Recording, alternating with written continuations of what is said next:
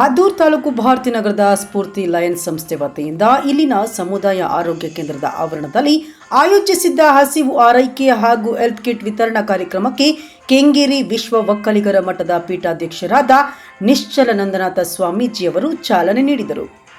ನಂತರ ನಿಶ್ಚಲಾನಂದನಾಥ ಸ್ವಾಮೀಜಿಯವರು ಮಾತನಾಡಿ, ಪ್ರಸ್ತುತ ದಿನಗಳಲ್ಲಿ ಜನರು ಹಣದ ಮೋಹಕ್ಕೆ ಒಳಗಾಗಿ ದೇಹದ ಮೇಲಿನ ಕಾಳಜಿಯನ್ನೇ ಮರೆತು ಬಿಟ್ಟಿದ್ದಾರೆ. ಪ್ರತಿಯೊಬ್ಬರು ಗುಣಮಟ್ಟದ ಆಹಾರ ಸೇವಿಸುವ ಮೂಲಕ ಆರೋಗ್ಯವನ್ನು ಕಾಪಾಡಿಕೊಳ್ಳಬೇಕೆಂದು ತಿಳಿಸಿದರು.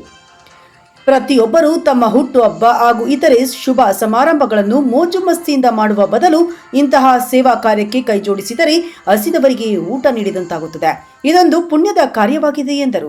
ಇನ್ನು ಸ್ಫೂರ್ತಿ ಲಯನ್ಸ್ ಸಂಸ್ಥೆ ಪ್ರತಿ ಗುರುವಾರವೂ ಹಸಿವು ಆರೈಕೆ ಕಾರ್ಯಕ್ರಮವನ್ನು ಆಯೋಜಿಸಲು ಮುಂದಾಗಿರುವುದು ಒಳ್ಳೆಯ ಬೆಳವಣಿಗೆ.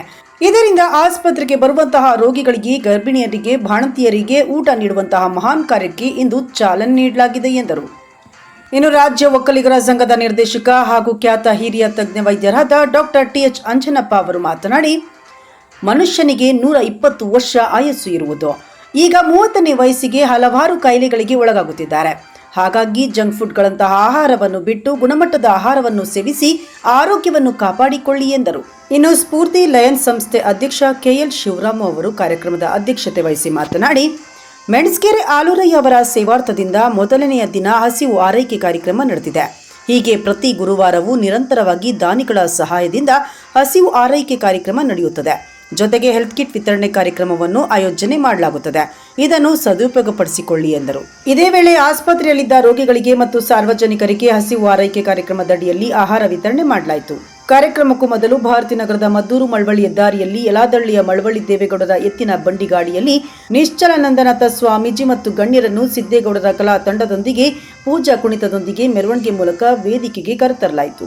ವೇದಿಕೆಯಲ್ಲಿ ಲಯನ್ಸ್ ಸಂಸ್ಥೆಯ ಜಿಲ್ಲಾ ರಾಜ್ಯಪಾಲ ಕೆಎಲ್ ರಾಜಶೇಖರ್, ಜಿಲ್ಲಾ 2ನೇ ಉಪ ರಾಜ್ಯಪಾಲ ಸಿದ್ದೇಗೌಡ, ಪ್ರಾಂತೀಯ ಅಧ್ಯಕ್ಷ ಟಿ.ಆರ್. ಸೋಮೇಗೌಡ, ಸಂಸ್ಥೆ ಕಾರ್ಯದರ್ಶಿ ಬಿ.ಎಸ್. ಬೋರೇಗೌಡ, ಖಜಾಂಚಿ ಪುಟ್ಟರಾಮರಾಜ ಹರಸ್, ಸಿ. ಚಂದ್ರಶೇಖರ್, ಪತ್ರಿಕಾ ಕಾರ್ಯದರ್ಶಿ ಅಣ್ಣೂರ್ ಸತೀಶ್, ಸದಸ್ಯರುಗಳಾದ ಸಂದೀಪ್, ಚನ್ಶೆಟ್ಟಿ, ಬೋರೇಗೌಡ, ದೇವರಾಜು, ರಘು, ವೆಂಕಟೇಶ್, ಬಿದ್ರಹಳ್ಳಿ ಹನುಮಯ್ಯ, ಕೀಲಾರ ಕೃಷ್ಣೇಗೌಡ, ಪಿಡಿಒ ಸುಧಾ, ಇನ್ನರ್ವಿಲ್ ಸಂಸ್ಥೆ ಅಧ್ಯಕ್ಷೆ ಧರಣಿ ಪುಟ್ಟೇಗೌಡ, ಸದಸ್ಯರಾದ ಸೌಭಾಗ್ಯ ಸಿದ್ಲಿಂಗು, ತಾರಾ, ಲೀಲಾ ರಾಮೇಗೌಡ, ಸಿದ್ದರಾಮೇಗೌಡ, ದಾಸೇಗೌಡ ಸೇರಿದಂತೆ ಹಲವರಿದ್ದರು. ಇವತ್ತು 50 ಇದೆ, ನಾಳೆ 100 ಆಗ್ಬೋದು. ಇವತ್ತು ಗುರುವಾರ ಕೊಡ್ತಾ ಇದ್ವಿ, ನಾಳೆ ಪ್ರತಿಯೊಬ್ಬರು ಕೊಡಬಹುದು. ಈ ಸಾಮರ್ಥ್ಯ ವೃದ್ಧಿ ಆಗ್ಬೇಕು ಅಂದ್ರೆ ಸಮಾಜ ಸಹಕಾರ ಕೊಡ್ಬೇಕಾಗುತ್ತೆ. ಅನ್ನದಾನ ಶ್ರೇಷ್ಠ ದಾನ ಅಲ್ವಾ? ಮಹಾತ್ಮ ಗಾಂಧೀಜಿ ಅದನ್ನ ಹೇಳಿದ್ದು, ಅನ್ನ ದೇವರ ಮುಂದೆ ಇನ್ನಿಲ್ಲ ದೇವರು, ಅನ್ನ ದೇವರ ಮುಂದೆ ಇನ್ನಿಲ್ಲ ದೇವರು ಅಲ್ವಾ? ಹಸಿದವನಿಗೆ ಅನ್ನ ಕೊಟ್ರೆ ಆ ಕೊಟ್ಟವನ್ ಏನಂತಾರೆ, ಅಯ್ಯೋ ಪುಣ್ಯಾತ್ಮ ದೇವ್ರು ಕಣಪ್ಪ ಅನ್ನ ಕೊಟ್ಟ ಅಂತಾರೆ ಅಲ್ವಾ? ಭೂಮಿ ತಾಯಿ ನಮ್ಗೆ ಅನ್ನ ಕೊಡ್ತಾಳೆ, ಹಾಗಾಗಿ ಭೂತಾಯಿ, ಭೂದೇವಿ, ದೇವಿ ಅಂತ ಹೇಳಿ ಕರಿತೀವಿ. ತಾಯಿಗೆ ಸಮಾನವಾಗಿ ಕಾಣ್ತೇವೆ. ವರ್ಷ ಮನುಷ್ಯನಿಗೆ 120 ವರ್ಷ, 100 ವರ್ಷ ಅಲ್ಲ, ಅಟ್ಲೀಸ್ಟ್ 100 ವರ್ಷ ಆದ್ರೂ ಬದುಕಬೇಕು, ಅದು ಇಂಪಾರ್ಟೆಂಟ್. ನಡೆದಾಡುವ ದೇವರು 120 ವರ್ಷ ಬದುಕಿದ್ರು ಅವರು. ನಮ್ಮ ಸ್ವಾಮೀಜಿಗಳು ಸ್ವಲ್ಪ ಬೇಗ ಇದಾದ್ರು, ದೈವೈಕ್ಯರಾದ್ರು. ಯಾಕೆ ಗೊತ್ತಾ, ಅವರ ಆರೋಗ್ಯದ ಬಗ್ಗೆ ಯೋಚನೆಯೇ ಮಾಡಲಿಲ್ಲ. ಬರೀ ಸಮಾಜ ಸೇವೆ, ಅಲ್ಲೋದೆ ಇಲ್ಲೋದೆ, ಅಕ್ಕಿ ತಂದೆ, ರಾಗಿ ತಂದೆ.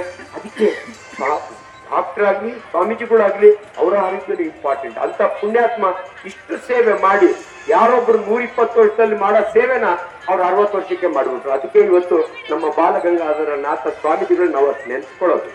ಕರ್ನಾಟಕ ರಾಜ್ಯ ಸರ್ಕಾರ ಆಸಿಸ್ ಫ್ರೆಂಡ್ಲಿ ಆರ್ಗನೈಸೇಷನ್ ಒಂದು ದಿನಕ್ಕೆ 71 ಲಕ್ಷ ಮೊಟ್ಟೆಯನ್ನ ಸರ್ಕಾರಿ ಮಕ್ಕಳಿಗೆ ಕೊಡ್ತಾ ಇದ್ದಾರೆ. ಆದ್ರೆ ಅನ್ಫಾರ್ಚುನೇಟ್ಲಿ ಮಕ್ಕಳು ತಿಂತಾ ಇಲ್ಲ. ಯಾಕಂದ್ರೆ ನಿಮ್ಮ ತಪ್ಪೆ, ತಂದೆ ತಾಯಿಗಳಿಗೆ ಇದ್ರ ಬಗ್ಗೆ ಅರಿವು ಇಲ್ಲ. ನೋಡಿ, ಕೋಳಿ ಮೊಟ್ಟೆಯನ್ನ ನಾನು ಸ್ಪೆಸಿಫೈ ಮಾಡಿದ್ದೀನಿ, ನಾನೊಬ್ಬ ಗೌಡ ಇದ್ದೀನಿ, ಇದು ಬೇರೆ ಬೇರೆ ಜನಾಂಗದವರು ಇರ್ತೀರಿ ನೀವು. ಕೋಳಿ ಮೊಟ್ಟೆ ವೆಜಿಟೇರಿಯನ್ ಫುಡ್, ನಾನ್ ವೆಜಿಟೇರಿಯನ್, ನಾನೊಬ್ಬ ವಿಜ್ಞಾನಿ, ಒಬ್ಬ ವೆಟರ್ನರಿ ಡಾಕ್ಟರ್, ನಾನು ಇಬ್ಬರು ಸೇರಿ ಅದ್ರ ಬಗ್ಗೆ ಎಲ್ಲಾ ವಿಚಾರವನ್ನು ತಿಳ್ಕೊಂಡು ನಿಮ್ಗೆ ಹೇಳ್ತೀನಿ. ಕೋಳಿ ಮೊಟ್ಟೆ ಇಸ್ ಎ ವೆಜಿಟೇರಿಯನ್